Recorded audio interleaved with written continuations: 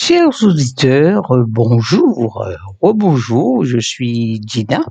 Aujourd'hui, je vais vous parler des cathédrales et des châteaux qui étaient l'œuvre de l'élite noire.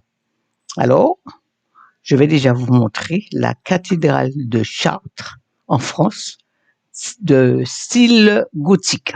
Alors, vous devez savoir que les cathédrales, les châteaux, jusqu'au XVIIe siècle, ont été construites par l'élite noire avant qu'elle soit exterminée et déportée en esclavage en Amérique du Nord par les leucodermes, les Blancs. Je vais vous lire quelques citations. Halte au mensonge, halte à la falsification de l'histoire par les Blancs à leur avantage et au détriment des Noirs. La vérité doit éclater. Il y a deux histoires. L'histoire officielle, menteuse, qu'on enseigne dans les écoles et les universités, puis l'histoire secrète, une histoire cachée. Où sont les véritables causes des événements? Une histoire honteuse. Alors, cette citation, elle est de l'écrivain français Honoré de Balzac. Je continue. Qui contrôle les médias contrôle les consciences. Vous le savez aussi bien que moi. Je continue encore. Nous, Noirs, nous devons impérativement savoir que nous sommes les victimes depuis le XVIIIe siècle de la part des leucodermes de la plus vaste et abominable usurpation d'identité que l'histoire ait jamais connue de nos rois, reines, saints et personnages célèbres. Quand je dis des personnages célèbres, je parle des auteurs, compositeurs de musique tels que Beethoven, qui était un noir et qui a été blanchi. Blanchi, le portrait a été blanchi, voilà, pour le faire passer pour blanc. Bon. Nous sommes aussi, nous les Noirs, les victimes de la plus grande et monstrueuse falsification de l'histoire jamais réalisée. Les leucodermes ont réalisé ce travail diabolique de maquillage et de crime à l'aide de leur société secrète mondialement présente. Alors, je vous invite à aller sur le chapitre dans le site Mélanine Bénédiction. Je vous invite à visiter le chapitre. Les Noirs étaient les premiers Européens, 12 indices, et aussi l'autre chapitre, Rois noirs en Europe. Je continue les citations. Le maniement du passé est un instrument de pouvoir. Le vainqueur pour légitimer ses conquêtes, l'oppresseur pour justifier sa violence, altère, maquille le passé de leurs victimes. Alors, cette phrase, elle est de Simone Veil dans le livre L'action politique. Je continue de penser que cette race d'hommes noirs, aujourd'hui notre esclave est l'objet de nos mépris, et c'est là même à laquelle nous devons nos arts, nos sciences et jusqu'à l'usage de la parole. D'imaginer que c'est au milieu des peuples qui se disent les plus amis de la liberté et de l'humanité que l'on a sanctionné le plus barbare des esclavages et mis un problème si les Noirs ont une intelligence de l'espèce des hommes blancs. Cette citation vient du comte de Volney dans son livre Voyage en Syrie et en Égypte en 1783. Je continue, je vous cite maintenant un proverbe africain qui dit « Tant que le lion n'aura pas ses propres historiens, les histoires de chasse seront toujours à la gloire du chasseur. » La connaissance de son passé, de sa culture, ne sont-ils pas les premières formes de résistance à l'exploitation et à l'oppression? C'est ce travail, mes chers frères et sœurs d'Afrique et de diaspora, que je fais avec vous. Parce que nous ne retrouverons notre dignité que lorsque nous saurons vraiment notre culture, notre passé, notre histoire. Nous, les méladodermes, ne devons jamais prendre pour des vérités l'histoire et les faits qui sont racontés par les leucodermes. Ceux-ci ont toujours fabriqué l'histoire à leur avantage en construisant des mensonges pour se donner la prééminence et en mettant sur un plan d'infériorité les autres races, surtout noires. Nous devons au contraire nous interroger sur ce qui est raconté, faire des recherches afin de faire ressortir la vérité. Ce n'est pas toujours évident, mais dans tous les cas, nous ne devons jamais prendre ce qu'ils racontent pour parole d'évangile. Nous connaissons leurs instincts d'égocentrisme, de prédation. De ce fait, restons méfiants, restons vigilants. Maintenant, alors, les cathédrales, les châteaux sont des réalisations de l'homme noir en Europe, venu d'Afrique en Europe 45 000 ans avant Jésus-Christ et qui l'ont civilisé dans son art tel que vous le découvrez toujours maintenant au XXIe siècle. À propos des œuvres de l'homme noir en Europe, parlons des cathédrales qui sont de grands chefs-d'œuvre, témoignages de sa présence, de sa créativité, de son savoir-faire, de sa sensibilité, de sa forte spiritualité et de son travail sur le plan scientifique et architectural. En raison des techniques révolutionnaires utilisées, les cathédrales furent et demeurent jusqu'à aujourd'hui une grande source de fierté et de prestige pour les villes. Les Noirs ont une spiritualité qui est très développée. Ils sont très croyants. Les constructions multiples de cathédrales et d'églises ne sont-elles pas une des preuves de l'existence de la population noire en Europe? Je dis existence passée parce que nous avons été exterminés au XVIIIe siècle par les leucodermes afin de nous usurper et de nous dépouiller, comme ils le font jusqu'à ce jour partout où ils passent. Voilà. On peut se demander comment le leucoderme barbare, très peu ou non croyant, très peu ou non spirituel, ou est bâti avec tant de patience, de labeur, d'amour pendant des dizaines d'années, voire des siècles, des monuments à la gloire de Dieu et d'une divinité, la Vierge Marie, sur lesquels il ne s'interrogerait pas. La construction de la cathédrale Notre-Dame de Paris a duré 192 ans, celle de Beauvais a duré plus de 300 ans. 300 ans. Alors donc, je vous donne des détails, quand même des explications. La construction, à vrai dire, n'a pas duré tout ce temps, la construction en elle-même. Il y a eu des interruptions qui venaient des guerres et des manques d'argent. Voilà. Mais le but était toujours et demeurait toujours le même, faire construire une cathédrale à la gloire de la Vierge Marie. Voilà. En outre, la rapidité est un trait caractéristique des leucodermes qui misent beaucoup sur un travail vite fait, signe d'impatience. Encore la carence en neuromélanine. Alors, je vous invite à aller au chapitre Être noir, la mélanine, une bénédiction, et aussi le chapitre La neuromélanine. Imaginez-vous que ces cathédrales, qui ont exigé dans les moindres détails de leur construction des décennies de labeur réalisées avec amour, aient pu être érigées avec rapidité. Cela est totalement impossible. En outre, comment croire que l'impatience innée des leucodermes les ferait accepter de construire des monuments qui ne verraient jamais de leur vivant, mais que seuls leurs arrière-petits-enfants connaîtraient? D'autre part, les leucodermes expliquent la faible fréquentation par eux des cathédrales d'église en disant que les gens autrefois croyants avaient perdu leur spiritualité. On ne peut perdre une qualité innée que l'on porte en soi, avec laquelle on est. Je parle de la spiritualité et qui est due à cette neuromélanine abondante chez les Noirs et fabriquée par la glande pinéale, nettement plus développée chez eux les Noirs. Chez les leucodermes, cette glande serait calcifiée. Cette explication mensongère de faible fréquentation n'est-elle pas un avis de l'élimination des Noirs, créateurs et bâtisseurs de ces cathédrales? Les cathédrales étaient de magnifiques édifices religieux érigés à la gloire de la divinité Vierge Marie, mère de Jésus-Christ, et qui montraient la forte spiritualité et créativité de leurs créateurs. L'esprit créatif, inventif des Noirs est dû à la présence abondante de mélanine dans leur cerveau et leur centre nerveux, grâce à leur glande pinéale plus développée que chez les leucodermes.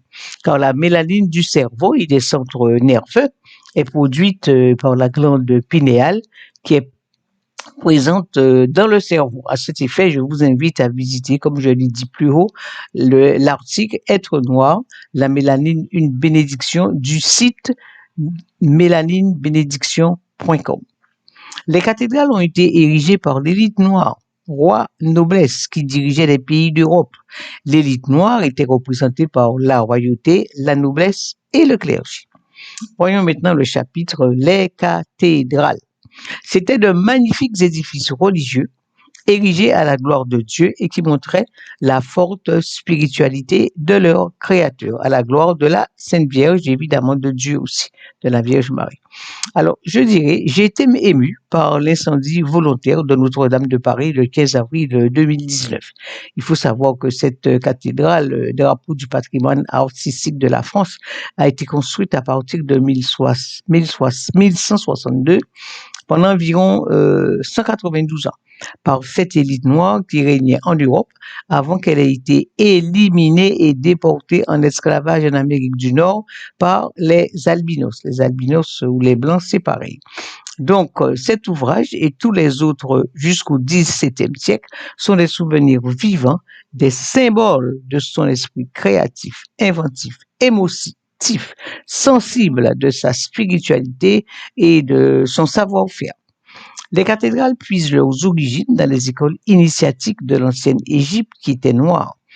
L'époque médiévale, et particulièrement les XIIe et XIIIe siècles, a donc été marquée par un essor considérable de la construction religieuse. Le vaste mouvement de construction des cathédrales s'étendit de 1050 à 1350 et le siècle où l'on en construisit le plus, le siècle des cathédrales, fut le XIIIe siècle.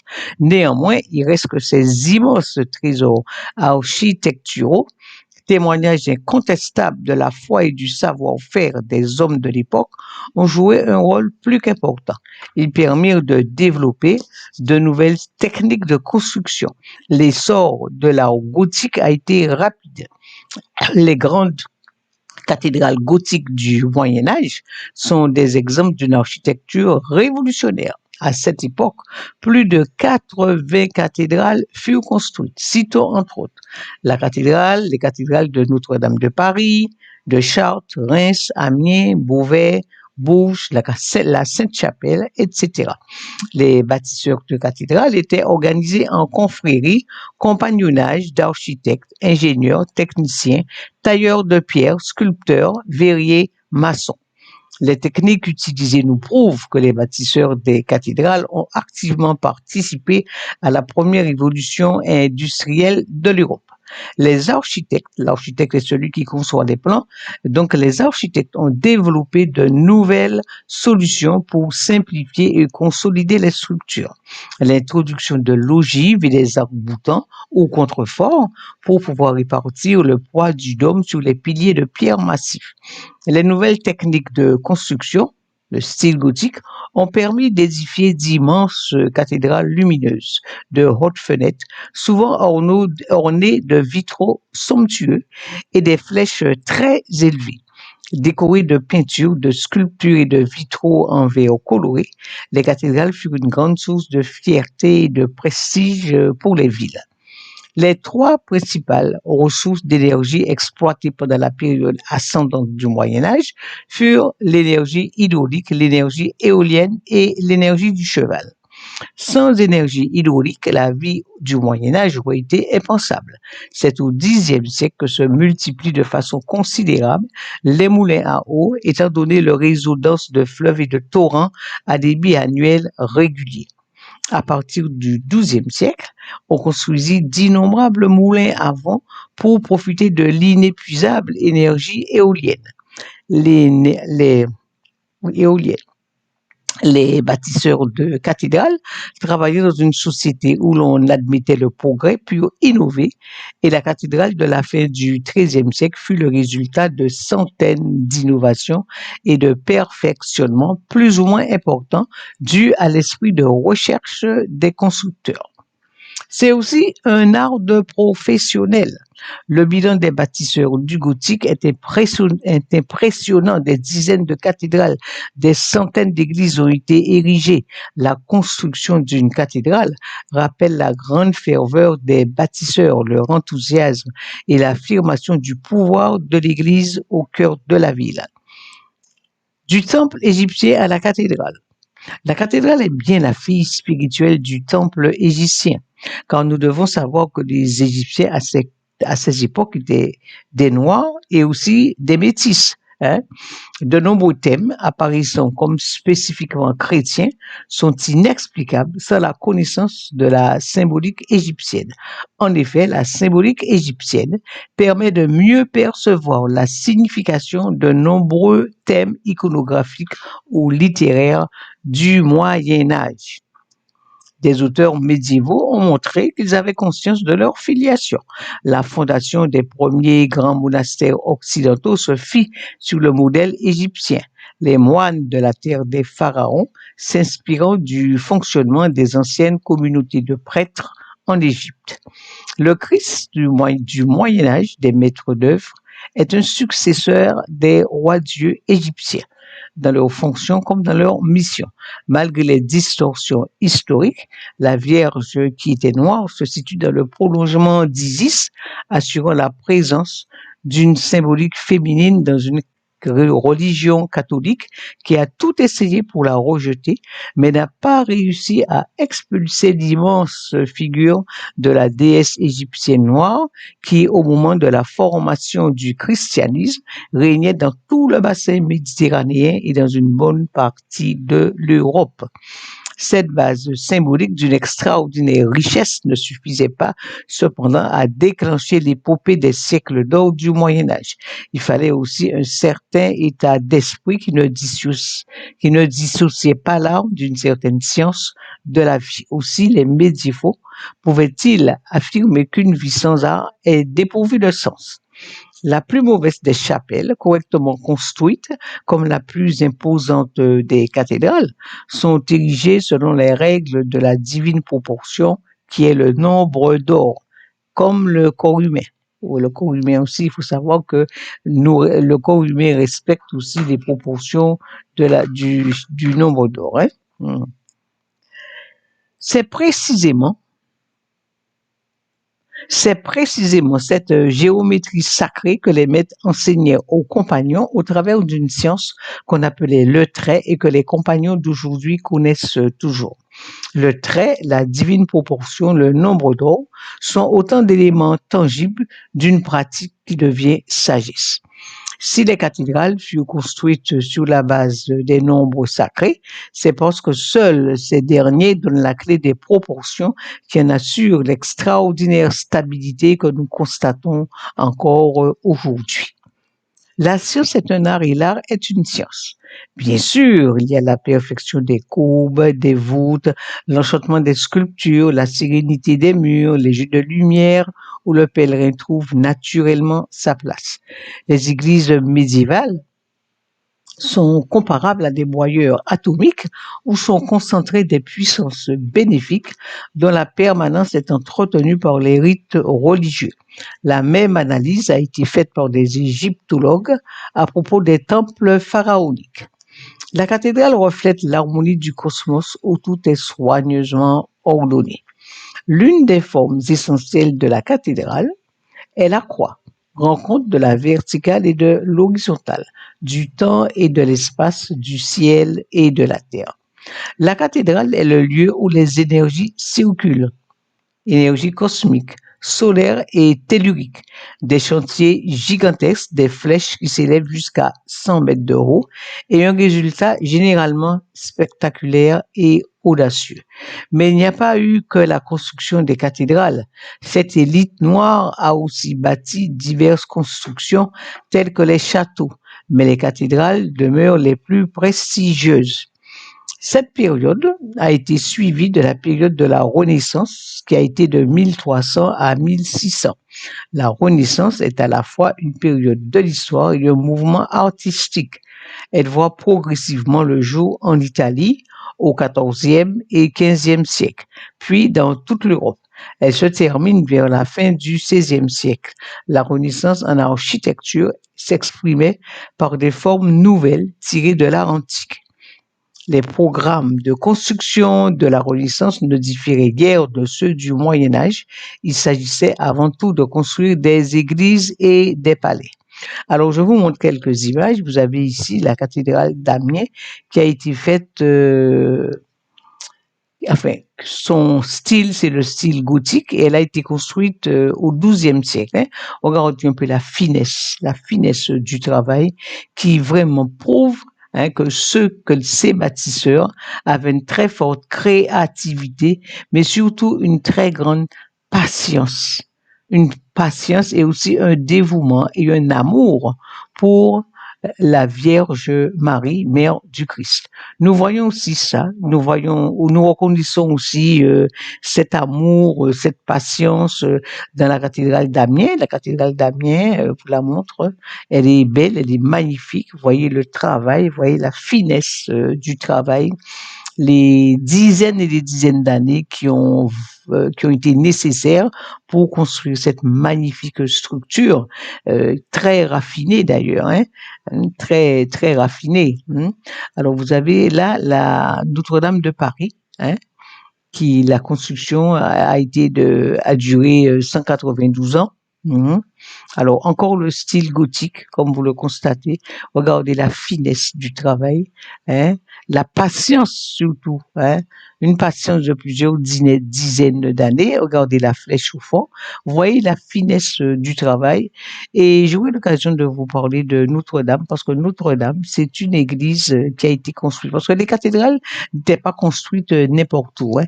Elles étaient construites sur des vortex d'énergie positive.